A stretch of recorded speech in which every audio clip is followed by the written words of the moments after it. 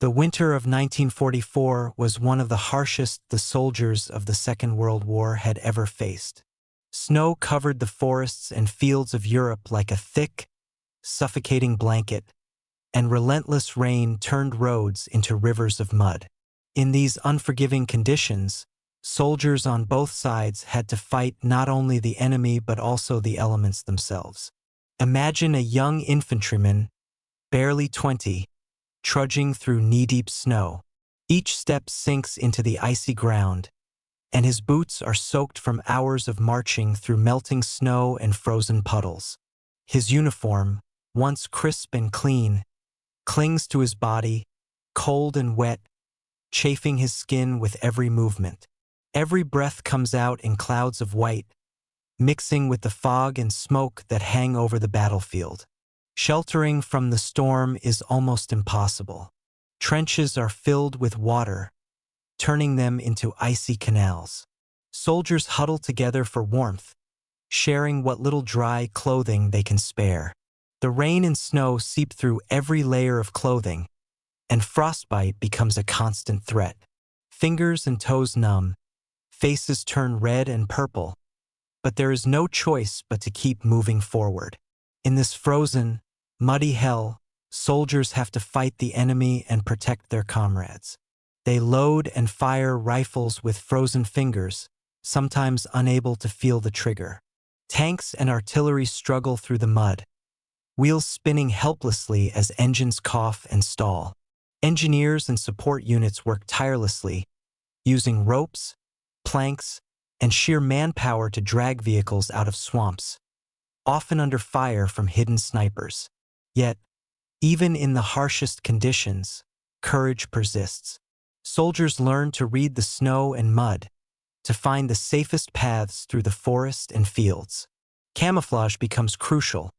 White sheets and snow-covered branches hide soldiers from aerial reconnaissance, while movements are slow and calculated to avoid slipping into open fire. Communication is difficult. Radios and signal wires freeze, leaving runners to carry messages across the battlefield, risking their lives with every step. Small victories matter more than ever. Capturing a hill, securing a bridge, or even surviving the night feels monumental. Each act of bravery is amplified by the suffering endured in snow and rain. Letters from home, shared rations, or even a brief moment of humor among comrades become precious reminders of humanity amidst the chaos.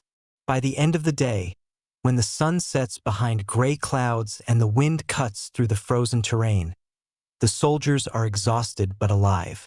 Mud caked on their uniforms, boots waterlogged, faces streaked with frost and grime. They rest only for a few hours before the battle resumes. Their resilience in snow and rain is not just a testament to their training, but to their determination, camaraderie, and the sheer will to survive against all odds. These moments, though often overlooked in grand histories, define the true experience of war. They remind us that courage is not always about heroic charges or dramatic victories. Sometimes it is simply about keeping one foot in front of the other, trudging through snow and mud, and refusing to give up, even when the world seems determined to crush you beneath its icy weight. During the brutal campaigns of World War II, not only soldiers but also their vehicles faced relentless challenges. Mud and water could immobilize even the most powerful tanks and trucks, turning them into sitting targets and forcing armies to improvise in the most desperate ways. On the Eastern Front, spring and autumn rains transformed roads into thick, sucking mud, while low-lying fields became swamps overnight. For armored divisions, this was a nightmare that no amount of horsepower could easily overcome. Picture a column of tanks advancing toward a strategic position. The ground beneath them is soft and uneven, waterlogged from days of rainfall. The heavy steel tracks dig into the mud, but often the engines roar futilely as wheels spin and tanks sink deeper with every attempt to move. Crew members shout instructions over the roar of engines and the clatter of metal, trying to maintain control while the machine seems determined to swallow itself in the mire. Support vehicles fare no better. Trucks loaded with ammunition, medical supplies, and food supplies often get stuck first, blocking the path for reinforcements. Soldiers must jump into the mud, boots sinking into cold, wet earth, to attach ropes, chains, or winches to pull the vehicles free. Engineers work feverishly, sometimes under enemy fire, laying logs, planks, or even improvising makeshift tracks to create traction. Every minute counts because a stuck vehicle is not only useless but also a potential liability, drawing fire and endangering the entire unit. The crews inside the tanks experience their own struggles. Wet conditions seep through the seals, filling the interior with cold moisture. Controls become slippery, and instruments occasionally malfunction due to dampness. Visibility is reduced as rain mixes with mud sprayed by other vehicles, and radio communications are often interrupted by the electrical problems caused by water intrusion. Each moment requires careful coordination between driver, gunner, and commander to avoid disaster.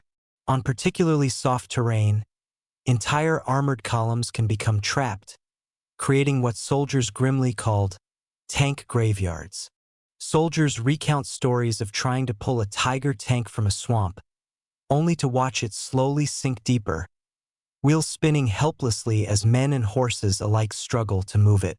In some cases, vehicles had to be abandoned, stripped of fuel and weapons, to prevent them from falling into enemy hands. The loss of such machines was not only a tactical blow but also a significant psychological one, as these iron beasts represented both power and protection. Yet ingenuity often triumphed.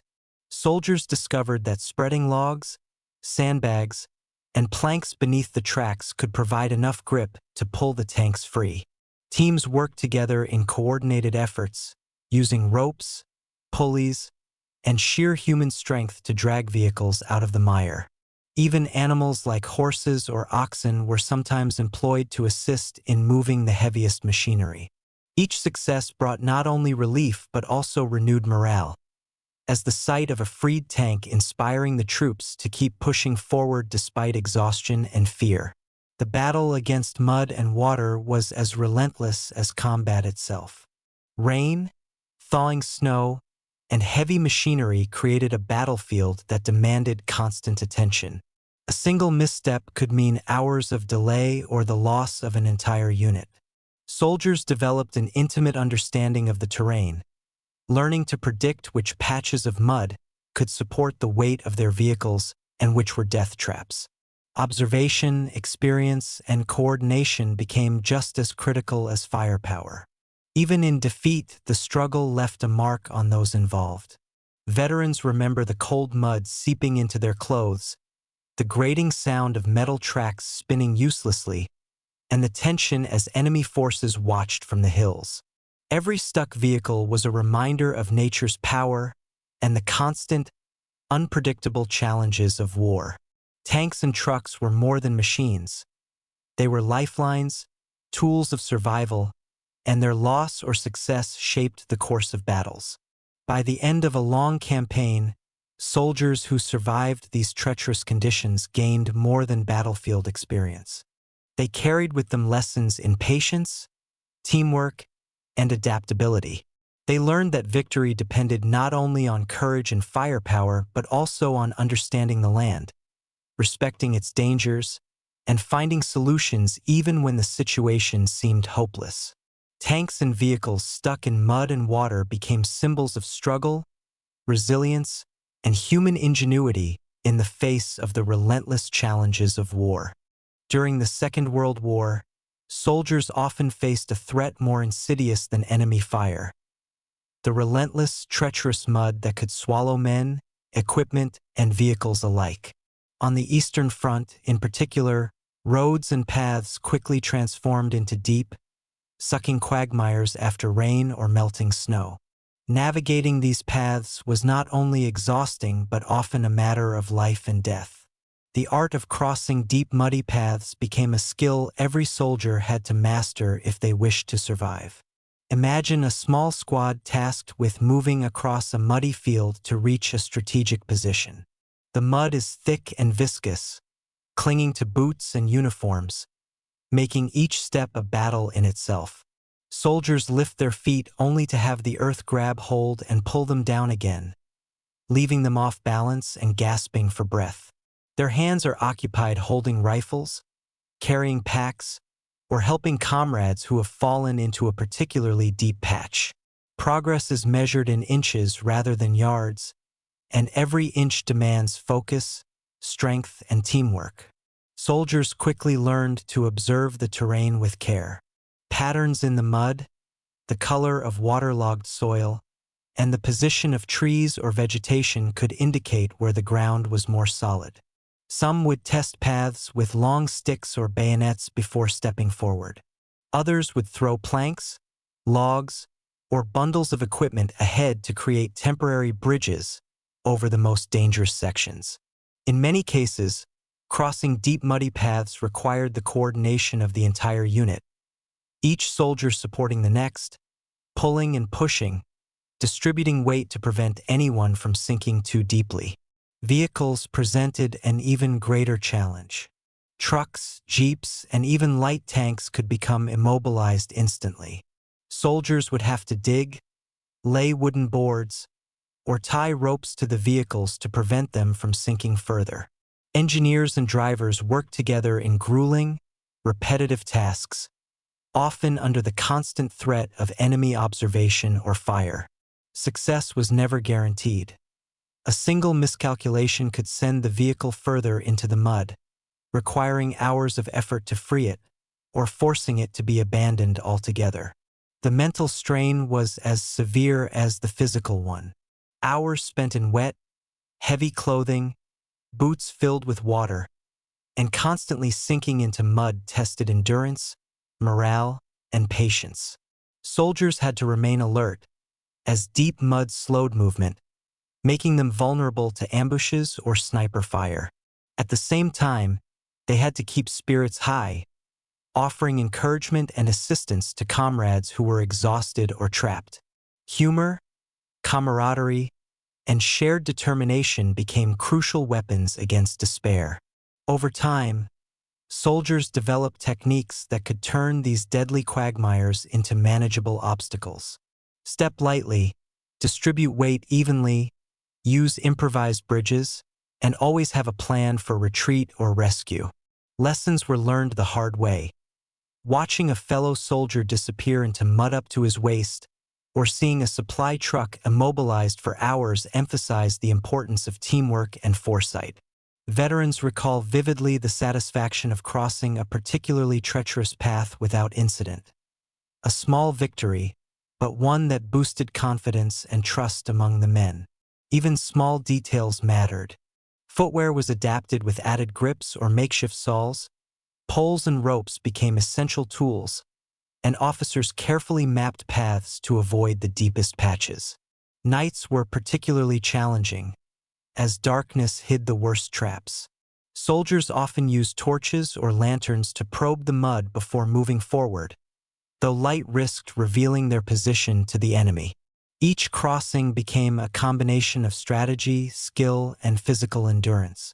History often overlooks these battles against mud, focusing instead on gunfire and troop movements. Yet the ability to navigate deep muddy paths often determined the success of larger operations. Armies stalled or rerouted because of impassable terrain, entire offensives delayed by the inability to move men and supplies efficiently. Soldiers' survival and the outcome of battles were intimately tied to this deadly, silent adversary, the mud. By the end of campaigns, those who had mastered the art of crossing deep muddy paths emerged not only as combat veterans but as resilient, resourceful individuals.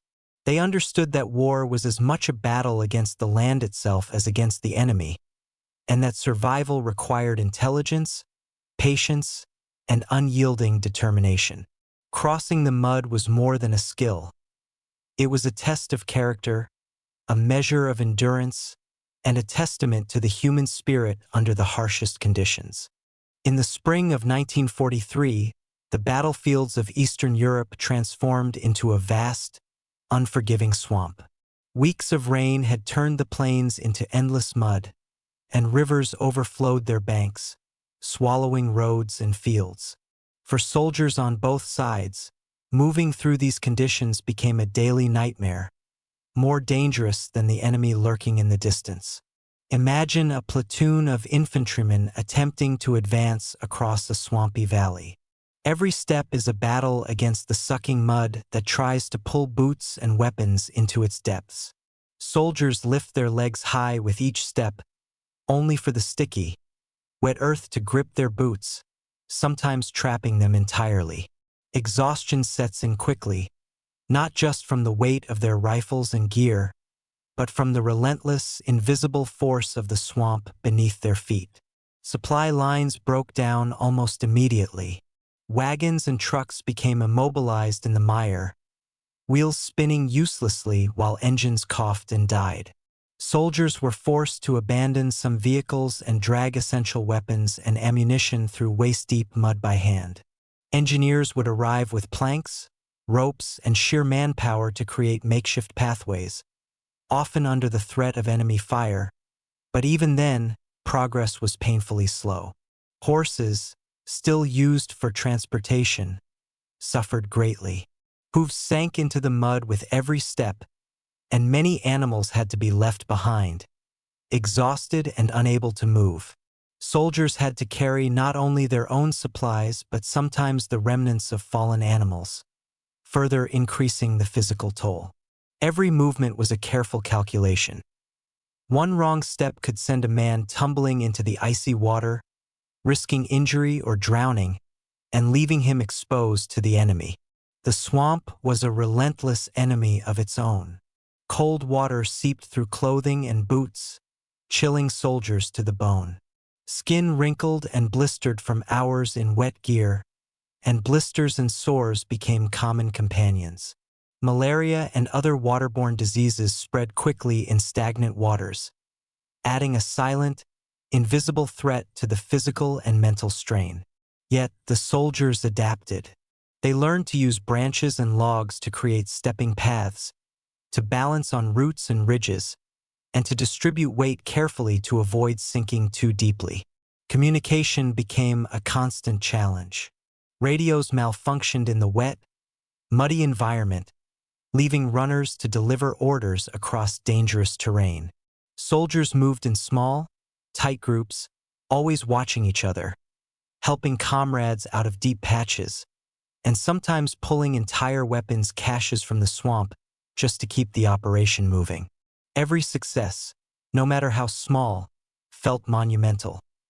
Crossing a single patch of mud, reaching a firm path, or even dragging a machine gun free from the mire could mean the difference between survival and disaster.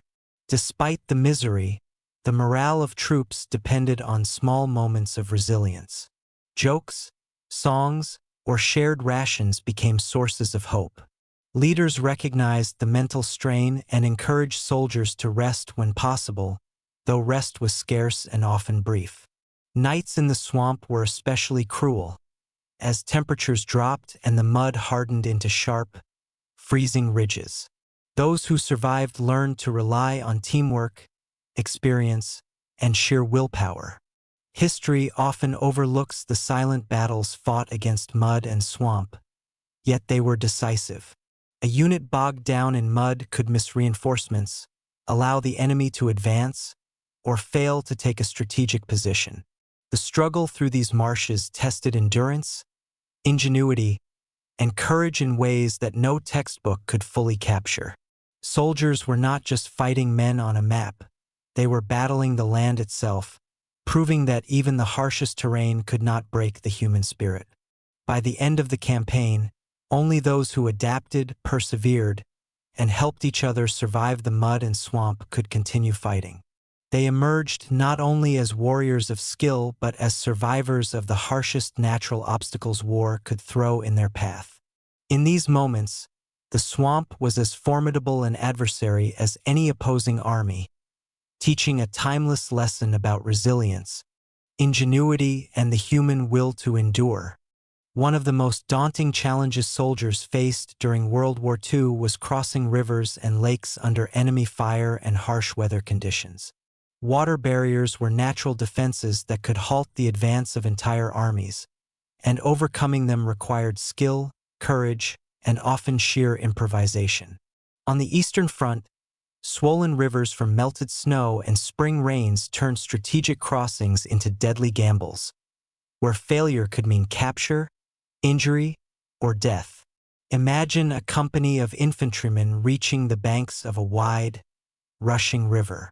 The water is cold, swift, and murky, hiding rocks, fallen trees, and deep undercurrents that could sweep a man away in seconds. On the opposite shore, the enemy is alert, waiting for any sign of movement. Soldiers must assemble pontoons, small boats, and rafts, often under gunfire or the threat of artillery shells. Every moment is critical, and the noise of rushing water masks neither the cries of soldiers nor the commands of officers. Pontoons were often improvised, made from barrels, logs, or collapsible metal sections tied together with ropes. Soldiers worked tirelessly, carrying heavy planks and metal sections into the water, securing them against currents, and checking that the structure could support men, horses, and weapons. In freezing conditions, fingers numb from cold and wet, every bolt tightened and rope tied became a life or death matter. Some soldiers plunged into the icy river to guide the pontoons into position, fighting the current while ensuring the rafts remained stable. Small boats were no less perilous. Inflatable rubber boats, if available, could carry only a few men at a time and were easily swamped by waves or capsized by the current. Soldiers had to time each crossing carefully, balancing speed with caution. Under heavy loads, even experienced men were thrown off balance, and it often took multiple trips to get everyone and all essential equipment across safely. Horses and wagons presented an even greater challenge, requiring additional pontoons or makeshift rafts that could bear extraordinary weight without sinking. Engineers played a critical role in every crossing. They calculated weight distribution, anchored pontoons with ropes tied to trees or stakes, and often waded into the freezing water to stabilize the structures. Their expertise could mean the difference between a successful operation and a catastrophic failure. Soldiers learned to trust their skill, following instructions precisely to avoid capsizing or losing equipment to the river. Coordination was essential, as one mistake by a single man could endanger the entire unit. The psychological strain was immense. Soldiers faced the dual fear of drowning and enemy attack. Waves crashed against improvised rafts, water seeped through clothing, and rifles and ammunition had to be kept dry at all costs. Each crossing was slow, meticulous, and exhausting. Despite these challenges, small victories, getting a handful of men across safely, or securing a raft to the opposite bank, were celebrated, boosting morale in the midst of fear and fatigue. Historical accounts describe entire battalions making multiple crossings under the worst conditions. Sometimes soldiers had to swim alongside rafts, guiding them with ropes, while others carried injured comrades on their backs.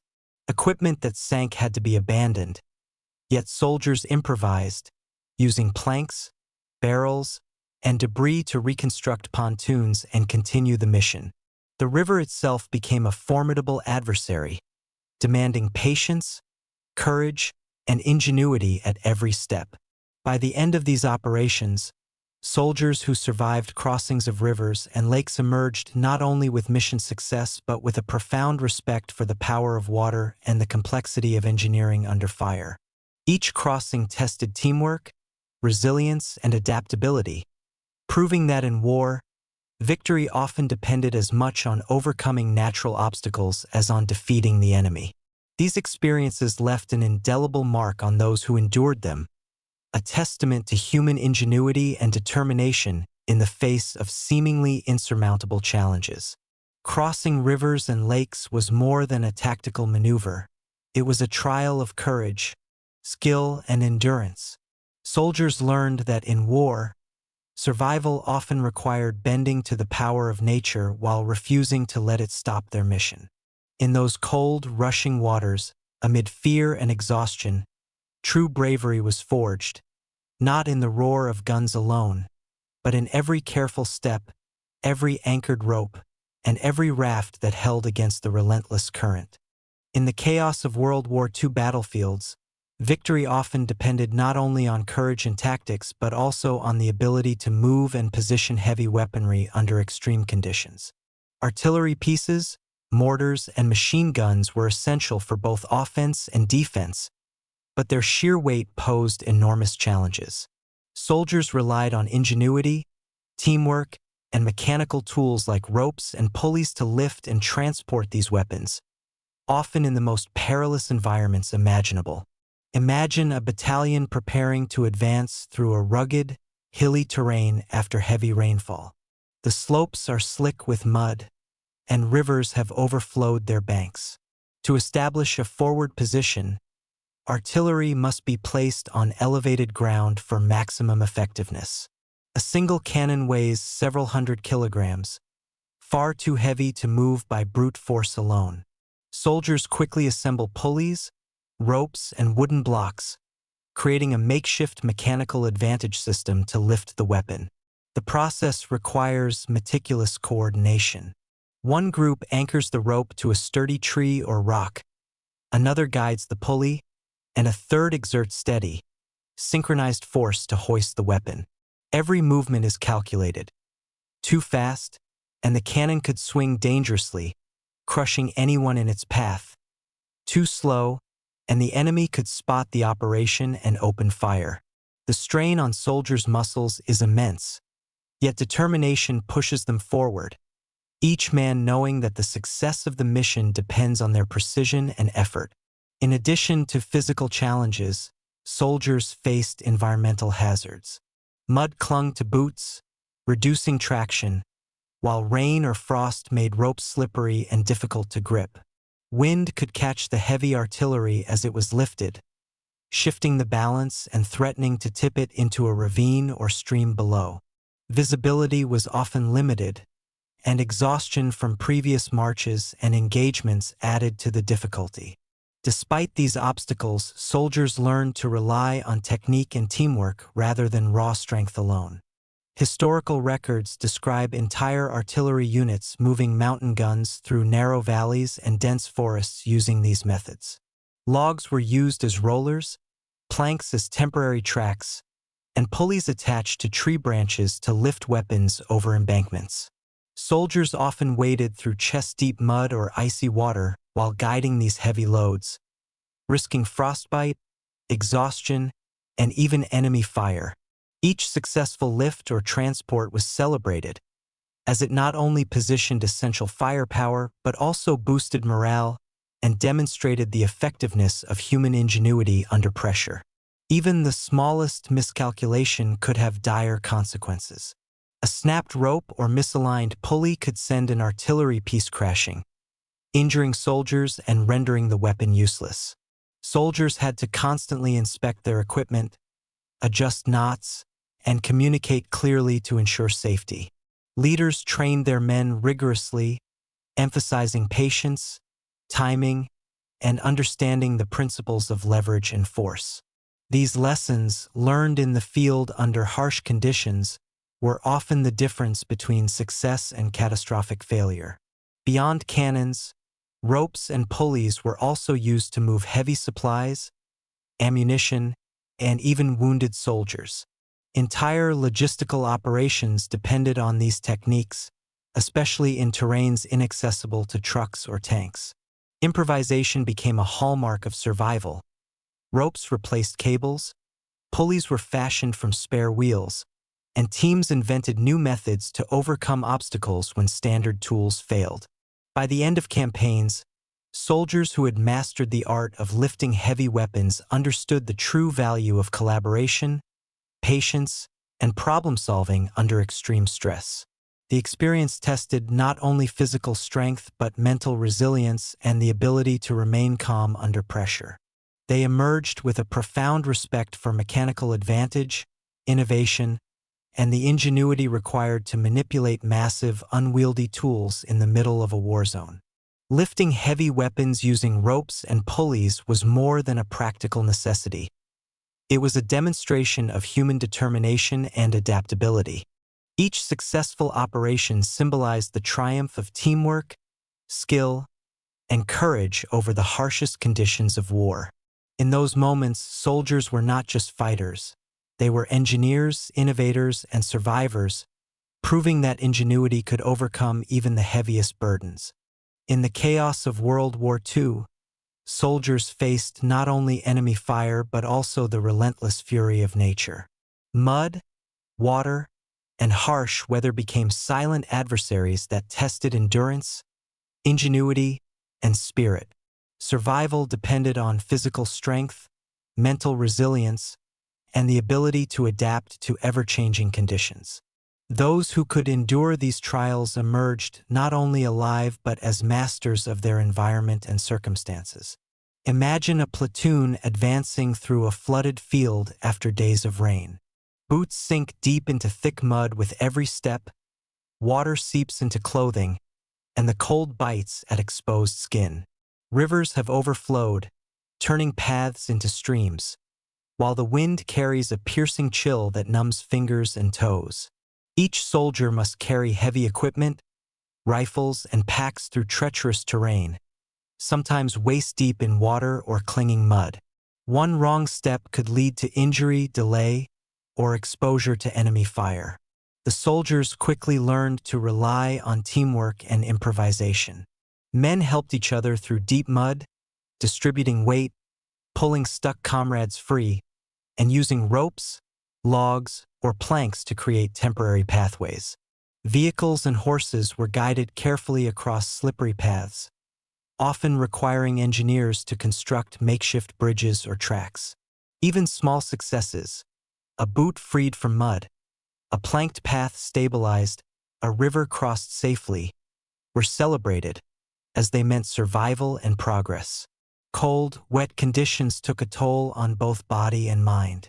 Hypothermia, frostbite, and exhaustion were constant threats, while wet clothing and boots caused discomfort and limited mobility. Morale was challenged as soldiers faced seemingly endless hardships with no immediate relief. Letters from home, brief moments of humor, and acts of camaraderie became vital for maintaining mental resilience. Soldiers learned to focus on immediate tasks, set achievable goals, and draw strength from each other, transforming fear into determination. Historical accounts reveal incredible examples of endurance. Units crossed swollen rivers using pontoons and small boats, sometimes under fire, while others maneuvered through thick mud and swampy terrain for days on end. Tanks and heavy artillery were dragged through quagmires with ropes and pulleys, sometimes requiring entire teams to work together for hours. The environment was as dangerous as any battlefield enemy, and adaptability became a key skill. Improvisation, observation, and patience often determined success or failure. Even the simplest tasks demanded extraordinary effort. Cooking a meal, setting up a temporary shelter, or tending to wounds required skill and persistence under conditions that would have broken unprepared soldiers. Trenches and foxholes were often filled with water, forcing men to huddle together or construct barriers to stay dry. Camouflage, stealth, and careful movement were crucial not only for survival but for maintaining strategic advantage. Every aspect of daily life became a test of endurance, ingenuity, and teamwork. Despite the hardships, soldiers persevered. Small victories built morale and confidence, from safely crossing a river to freeing a stuck vehicle or surviving a night in freezing rain. Leaders emphasized the importance of routine, discipline, and mutual support. Soldiers learned to read the terrain, anticipate hazards, and use environmental features to their advantage. Over time, They became highly skilled in navigating the harshest landscapes while maintaining combat readiness. By the end of campaigns, surviving mud, water, and harsh weather was seen as the ultimate test of a soldier's ability. Those who endured emerged stronger, wiser, and more resilient. They learned that victory in war was not determined solely by firepower, strategy, or numbers, but also by the ability to endure, adapt, and overcome the relentless forces of nature.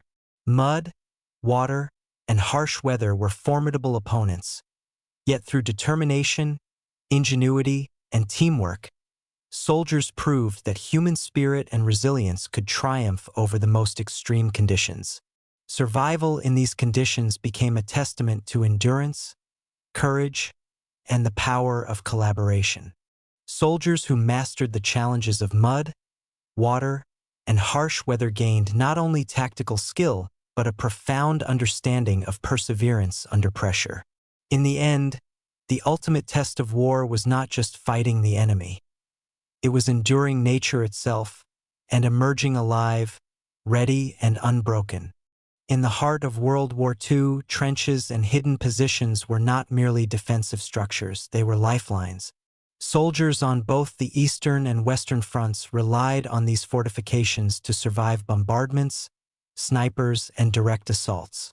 Life in the trenches was harsh, relentless, and often claustrophobic, yet it demanded courage, discipline, and ingenuity from every man who occupied them. Imagine a narrow trench carved into the frozen earth, lined with sandbags and wooden planks. Mud seeps through the floor, turning the bottom into a wet, unstable platform. Soldiers crouch low, rifles at the ready, eyes scanning for movement. Every noise, an approaching step, a falling branch, even a bird overhead, could signal danger. In these cramped quarters, the air is thick with smoke, dust, and the smell of wet uniforms and gunpowder. Sleep is scarce, and rest is interrupted by the constant threat of enemy fire. Trenches were often connected in a complex network, with zigzag patterns designed to minimize casualties from explosions and direct attacks. Soldiers had to memorize these paths, sometimes moving blind in the dark, relying on touch and experience to navigate safely. Hidden positions, or foxholes, offered additional protection, allowing snipers and machine gunners to target the enemy while remaining concealed. Each position required careful maintenance. Sandbags had to be reinforced, wooden planks repaired, and camouflage adjusted to blend with the terrain. Combat from these positions demanded patience and precision. Riflemen would wait for hours, sometimes days, without movement, focusing entirely on their sector. They learned to read the terrain, anticipate enemy behavior, and conserve ammunition. Machine gunners were stationed at key points, their weapons braced against wooden frames to reduce recoil, while spotters watched for any signs of advancement or artillery placement. Coordination between soldiers in trenches and those in hidden positions was vital. A single lapse could cost lives or compromise the position.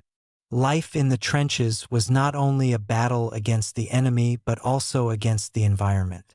Rain turned trenches into muddy rivers, snow blocked lines of sight, and frostbite claimed fingers and toes. Soldiers shared cramped quarters with rats, insects, and the constant odor of decay. Hygiene was nearly impossible, and disease spread quickly in the close, damp conditions. Yet amidst this misery, camaraderie flourished. Men shared stories, rationed food, and offered encouragement to one another, finding moments of humanity in the harshest of settings. Historical accounts detail the extraordinary resilience of soldiers in these positions. During long sieges, troops would endure days of bombardment, huddling in dugouts and reinforced foxholes while shell fragments rained around them. Communication was maintained through runners, signal flags, or wired telephones, as the chaos of battle often rendered radios useless. Soldiers had to remain vigilant, knowing that even a brief lapse in attention could allow an enemy infiltration or a sniper's shot. Trenches and hidden positions were also centers of improvisation and ingenuity. Soldiers reinforced walls with whatever materials were at hand, created concealed firing slits, and sometimes dug tunnels to move unseen or launch surprise attacks. Camouflage was constantly adapted. Snow, mud, foliage, and even discarded materials were used to conceal positions from aerial reconnaissance and enemy scouts. These small innovations often determined who would survive and who would fall. By the end of a campaign, those who endured life in the trenches had gained not only combat experience but a profound understanding of human endurance. The trenches tested physical strength, mental fortitude, and the ability to work as part of a cohesive unit under relentless pressure. Soldiers emerged with scars, memories, and stories that reflected both the horrors and heroism of war. Fighting from trenches and hidden positions was more than just a tactic. It was a daily struggle for survival. Soldiers learned to remain calm under fire, to trust in their comrades, and to adapt continuously to the unpredictable challenges of the battlefield. These experiences, though often overshadowed by grand battles, defined the reality of war, revealing the courage, resilience, and ingenuity required to survive in the most perilous of circumstances. In the bitter winters and wet seasons of World War II, survival often depended not on brute strength or firepower, but on the ability to move unseen. Soldiers trained to advance stealthily through snow and rain, using camouflage and careful tactics to remain invisible to the enemy. Every step was calculated, every movement deliberate, because detection could mean death. Imagine a platoon navigating a forested hillside after days of rain. Snow falls lightly, masking footsteps but also reflecting light that could betray their position. Mud clings to boots, making quiet movement difficult, and the cold numbs fingers and toes, complicating the handling of weapons and equipment. Soldiers must synchronize their movements, coordinating with hand signals, whispered commands, and a deep awareness of the terrain.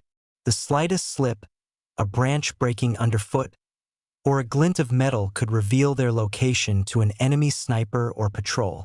Camouflage was not simply clothing, it was an art. Soldiers adapted their uniforms with snow, mud, and foliage, blending into the forest or snowy plains. Helmets and rifles were wrapped or painted to reduce glare, and movements were minimized to avoid creating shadows. Teams scouted paths in advance, identifying natural cover such as fallen trees, rocks, and depressions in the ground. In rain, water-soaked foliage was used to break up outlines, while in snow, white sheets or strips of cloth helped soldiers disappear against the frozen landscape. Historical records from the Eastern and Western fronts recount countless missions where stealth and camouflage were decisive. Reconnaissance parties would crawl for hours, barely a meter above the ground, observing enemy positions, listening for patrols, and returning with vital intelligence. Small mistakes could compromise entire operations. A misaligned boot, a stick snapping under pressure, or a reflective surface accidentally exposed. Soldiers had to master patience, controlling their breathing and maintaining focus despite fatigue, cold, and hunger. Rivers and streams posed additional challenges. Soldiers had to cross icy water quietly, balancing on slippery rocks or fallen logs while maintaining a low profile. Rain complicated movements further, creating puddles that splashed underfoot and reducing visibility. Communication became minimal, gestures, whispers, and prearranged signals replaced spoken orders. Trust between soldiers was paramount. A single misstep could jeopardize the entire team. Stealth tactics extended to positioning for ambushes or defensive operations. Machine guns and rifles were concealed under branches, snow mounds, or mud, allowing soldiers to strike without revealing their location. Patrols moved slowly, often taking hours to cover short distances, as the priority was remaining undetected. Even artillery observation teams relied on camouflage to monitor enemy activity without drawing attention. The mental discipline required for such operations was immense. Soldiers faced long hours of immobility in cold, wet conditions, suppressing discomfort and fear while maintaining absolute focus. Training emphasized observation, patience, and adaptability. Those who mastered these skills could turn the environment itself into an ally, using snow, rain, and natural terrain to their advantage. Small victories reinforced morale. Successfully passing an enemy checkpoint undetected, gathering intelligence without engagement, or reaching a forward observation point in secrecy were celebrated quietly but significantly. Soldiers learned to respect the landscape and weather as both obstacle and tool, realizing that survival depended on skill, discipline, and a keen understanding of the battlefield's nuances. By the end of campaigns, those who excelled in moving stealthily with camouflage in snow and rain emerged not only as effective soldiers, but as masters of patience, observation, and ingenuity. They had learned to move like shadows, to vanish into the environment, and to let the land itself protect them. In war, sometimes the greatest weapon was invisibility, and the greatest strength lay in the mind's ability to remain calm, deliberate, and adaptive amidst the harshest conditions imaginable. During World War II, soldiers faced not only enemy fire but also relentless environmental challenges. Cold, wet, and unforgiving weather tested the limits of human endurance, often as much as the battlefield itself. Maintaining mental resilience in these conditions was critical. Survival depended on staying alert, focused, and determined, even when every element seemed to conspire against the men. Imagine a company of infantrymen entrenched in the forests of Eastern Europe during late autumn. Rain has soaked the earth, turning the forest floor into a slippery, sucking quagmire. Snow begins to fall, dusting the mud with a thin, icy layer. Soldiers huddle in trenches and foxholes, water seeping through their boots and clothing. Fingers and toes grow numb from hours in wet gear, and the biting wind penetrates layers of fabric. Yet, the mission must continue and the enemy waits. The physical discomfort is relentless, but the psychological challenge is equally taxing. Cold and wet conditions amplify fear, fatigue, and frustration. Soldiers must constantly battle despair, resisting the temptation to collapse in hopelessness. Leaders understood the importance of morale, encouraging men to maintain routines, cleaning weapons, sharing rations, and keeping watch in shifts. Small rituals, writing letters home, joking quietly among comrades, or recounting stories, became lifelines for the mind, preserving a sense of normalcy amid chaos.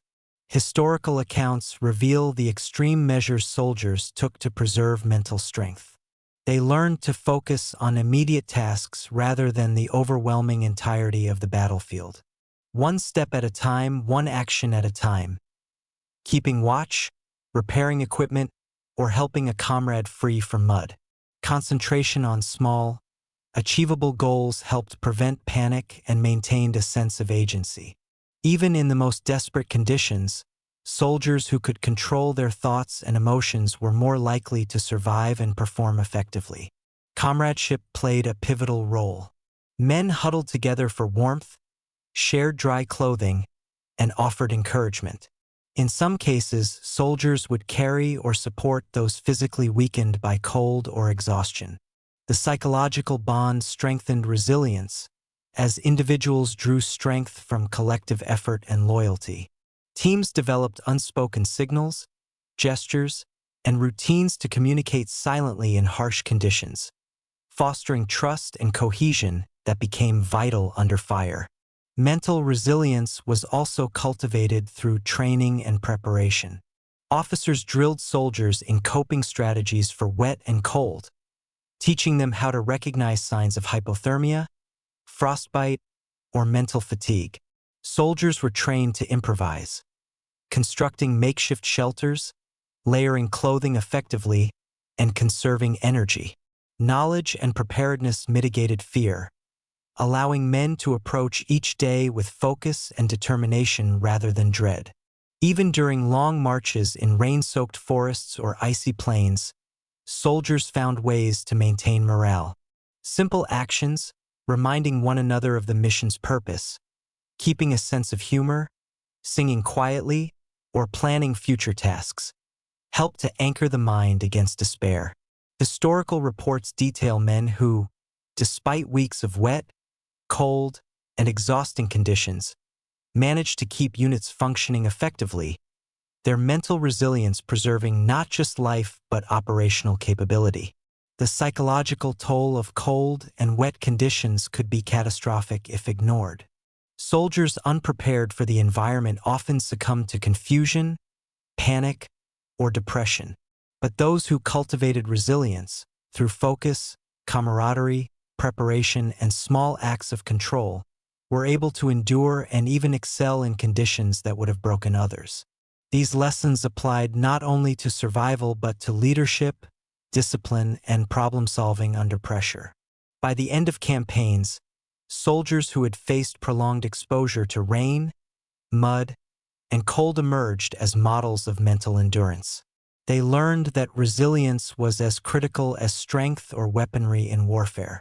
Survival depended on the ability to control one's mind, to persevere through discomfort, and to support others in the face of relentless adversity. In the end, those who mastered mental resilience in cold and wet conditions proved that courage is not only the act of facing bullets, but also the quiet, persistent determination to endure when every part of the body and mind demands surrender.